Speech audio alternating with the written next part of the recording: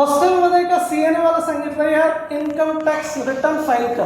माझी तर इन्कम तेवढी नव्हती, तरी त्याने काय सांगितलं, इन्कम टॅक्स रिटर्न फाईल कर.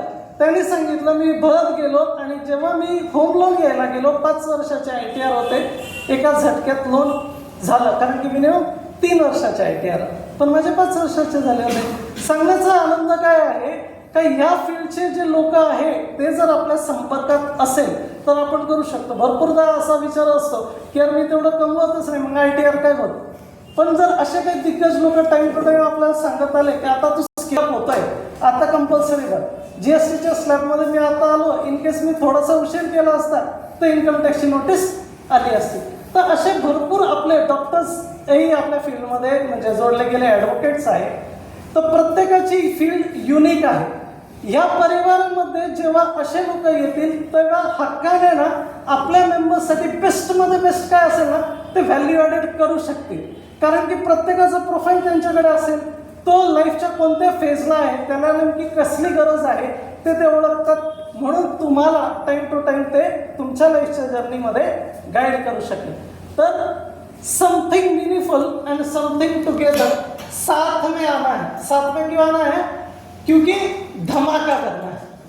नेटवर्किंग काय आहे, next level of your business आहे. तुमचा जो काही एक्झिस्टिंग बिझनेस आहे तो जर नेक्स्ट लेवलला घेऊन जायचा असेल तर त्याच्यासाठी लोकांना जोडावं लागेल. माणसाची शेती हा शब्द जर ऐकला असेल तर आपला जो बिझनेस आहे ना तो चालतो कशाने, फक्त extra customers, extra client base झालं तर. आणि एक्स्ट्रा वाढवण्यासाठी आपल्याला अशा एक फोरमची गरज असते. दॅट इज एक संकल्पना. हे आहे का त्याच्यानंतर विजिबिलिटी. आता भरपूरदा आहे ना सांगतात फक्त काय तुमचा प्रेझेन्स दिसला पाहिजे.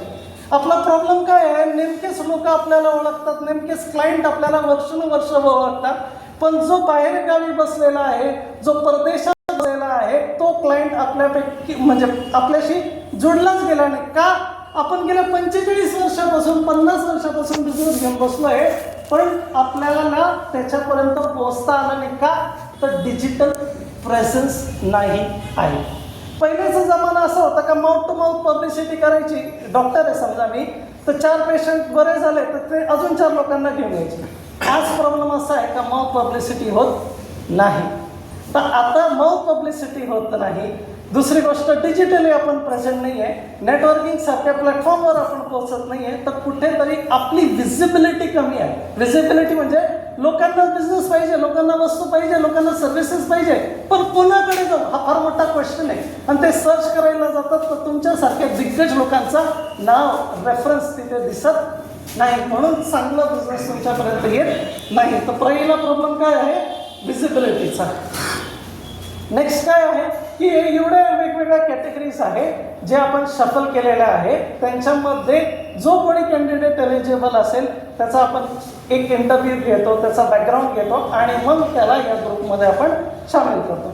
असे वेगवेगळे क्रायटेरियाज वेगवेगळ्या प्रोफेशन्समध्ये आपण ह्या लोकांना एनरोल करू शकतो. काही आज झालेले आणि अजून भरपूर लोक पेंडिंग आहेत. आता सगळ्यात मेन म्हणजे काय आहे की जीवनात त्यांना एक ड्रीम असते. ड्रीम काय असते, मला टाटा आणि बिर्ला बरोबर आहे ना कनेक्ट पाहिजे, मला अंबानी बरोबर आहे ना कनेक्ट पाहिजे, मला या इंडस्ट्रियलिस्ट बरोबर कनेक्ट पाहिजे, हा बिझनेस टायकून आहे ना त्याच्याबरोबर कनेक्ट पाहिजे.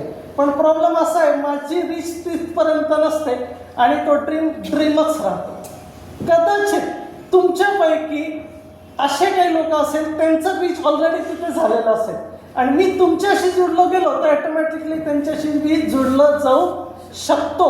तर कोणाकडे किती कॉन्टॅक्ट आहे, कोणत्या लेवलचे कॉन्टॅक्ट आहे, हे जोपर्यंत तुम्ही त्याच्यासमोर 1 to 1 करत नाही तोपर्यंत होत नाही. 1 to 1 म्हणजे काय, जसं एक साधं सिंपल आहे, आपण त्याच्या ऑफिसला जायचं आहे, 10-15 मिनिट अर्धा तास थोडं बसायचं आहे, त्याच्याबद्दल जाणून घ्यायचं आहे, त्याला आपल्या बिझनेसची माहिती द्यायची आहे. तेव्हा कुठेतरी त्याला समजतो का याचा बिझनेसचा युनिक व्हॅल्यू ॲडेड हा काय घेऊन बसलेला आहे, आपण याचं नाव लोकांना का सांगितलं पाहिजे. जेव्हा हे 1 to 1 होईल, जेव्हा तुम्हाला त्याच्याबद्दल ट्रस्ट होईल, तेव्हा तुम्ही लोकांना नाव सांगू शकाल. तर अशी जी मनातली एखादी इच्छा असेल की या व्यक्तीला मला कुठेतरी भेटायचं आहे, तर असा व्यक्ती तुम्हाला भेटू शकतो. पण सगळ्यात पहिले बोललं पाहिजे. इथे जेव्हा तुम्ही स्टेजवर येतात तेव्हा सांगितलं पाहिजे का मला ह्या व्यक्तीशी कनेक्ट करून द्या. जेव्हा तुम्ही असं सांगतात, कोणीतरी तिथे लिहित असतो आणि इन केस त्याच्याकडे जर रेफरन्स असेल, त्याच्याकडे काही रीच असेल, ते इमिजिएटली तुमचं दोघांचं कनेक्शन होऊ शकतं. ही पॉवर आहे नेटवर्किंगची. तर एखादी चावी तुम्हाला ह्या प्लॅटफॉर्मवर मिळेल. हा तर फक्त काय इंटरॅक्शन मीट आहे. याच्यानंतर जेव्हा आपण मंथली मीट करू, ही जी मीटिंग आहे इनफॉर्मल आहे. जेव्हा आपण मीटिंग फॉर्मल वेने घेऊ तेव्हा आपल्याला अजून जास्त आहे ना नेटवर्किंगचा फायदा जाणवेल. तर असं काहीतरी चावी इथे तुम्हाला भेटू शकतं. एक छोटंसं हे 40 लोक समजा एक्सपेक्टेड आहे ह्या डेली मीटिंग्समध्ये. पण आपण एक प्लॅन ऑफ ॲक्शन असं करणार आहोत की प्रत्येक जे व्यक्ती ऑलरेडी आपले मेंबर्स आहे त्या प्रत्येकाने फक्त 2 लोकांना त्या दिवशी मीटिंगला आणायचं. समजा 40 जणांचा आपला ग्रुप आहे, 2 जण प्रत्येकी आणतील. त्या दिवशी आपल्या ह्या पर्टिक्युलर हॉलमध्ये किती लोक होतील फक्त एक टेंटेटिव्हली सांगा मला. 120 लोक. आता विचार करा, जेव्हा 120 लोक एकाच प्लॅटफॉर्मला येतील, वेगवेगळे फील्डचे येतील, वेगवेगळे क्रायटेरियाचे येतील, तेव्हा काय लेवलचा बिझनेस, काय लेवलचा डील होऊ शकतो. तर एक माझं स्वप्न आहे का मेगा व्हिजिटर्स डे आपण प्लॅन करू शकतो. मेगा व्हिजिटर्स डेचा फायदा असा आहे का 100पेक्षा जास्त बिझनेस टायकून्स आपल्याकडे येतील. त्यांचं बिझनेसचा प्रोफाईल आपल्याला सांगतील, आपण पण त्यांना रिप्रेझेंट करू शकतो आणि मग कुठेतरी अजून जास्त मोठ्या लेवलला डील फायनल होऊ शकतो. आता जेव्हा आपण 100 लोकांना एकत्र भेटतो तर फक्त गडबड काय होते, त्याचं नाव लक्षात राहत नाही, त्याचा नंबर लक्षात राहत नाही, त्याच्या USP आपल्याला लक्षात राहत नाही. मग त्याच्यासाठी आपण एक सिस्टम करणार आहोत, त्याला म्हणतात बायोशीट. म्हणजे जे 100 लोकांना तुम्ही त्या दिवशी भेटले त्याच्या लेटर हेडवर त्याची सगळी माहिती असेल आणि ती माहिती तुमच्यापर्यंत असेल. म्हणजे दिवसभरात तुम्हाला वाटलं का या माणसाला मला जर भेटायचं आहे तर त्याचा पूर्ण जन्मकुंडली जसं आपण म्हणतो ना, सगळा 7-12 तुमच्या समोर असेल. याचा बिझनेस काय आहे, याचे USP काय आहे, किती वर्षापासून करतोय, याचा क्लायंट बेस काय आहे, मला इथे जाऊन काय कनेक्ट भेटू शकतो, असं सगळं आहे. तर ह्या लेवलला मला ते तुमचा हा जो नेटवर्किंग फोरम आहे तो न्यायचा आहे. दुसरा, प्रत्येक जण आहे ना काय करत असतो बिझनेसमध्ये, हे सक्सेसफुल होण्यासाठी या 12 गोष्टी ना करत असतो. पहिलं काय तर बी कन्सिस्टंट म्हणजे काय, रेग्युलर. मीटिंगला तुम्ही रेग्युलर यायला पाहिजे. नेटवर्किंग तुम्ही नेहमी लेवलला केली पाहिजे. जेव्हा आता ग्रुपवर आहे ना काही गोष्टी येत होत्या की तुमचं प्रोफाईल पाठवा, सर्वात हे चेंजेस आहेत. तर जेव्हा तुम्हाला बोललं जातं, उद्देश काय असतो, वेगळ्या लेवलला काही बनवलं जात आहे. तुमचा मोबाईलही मागितला जातो किंवा तुमचा प्रोफाईलही मागितला जातो. तर त्याचा उद्देश आहे डिरेक्टरी बनवणं. तर जेवढे तुम्ही कनेक्टवर राहाल, जेवढे जास्त ॲक्टिव्हिटीज काय तुम्हाला माहीत असेल तर तुम्ही त्या लेवलला पोहोचू शकता. सगळ्यात मेन, ग्रो युअर नेटवर्क किंवा कोणत्याही नेटवर्कमध्ये तुमचं स्पेशली बिझनेस कधी वाढू शकतो तर एकमेकांमध्ये ट्रस्ट बिल्ड झाल्यावर. ट्रस्ट कसं काय बिल्ड होईल तर एक दुसऱ्यावर बोलल्यावर. दुसऱ्यांची सर्व्हिसेस जेव्हा आपण घेतो तेव्हा समजतो काही वेळेच्या आत माझं काम केलं की नाही केलं, चांगलं केलं का नाही केलं, पैसा जेवढा लागायला त्यापेक्षा कमी घेतला का त्यापेक्षा जास्त घेतलं. हे कधी जेव्हा आपण त्याच्याशी डील करू.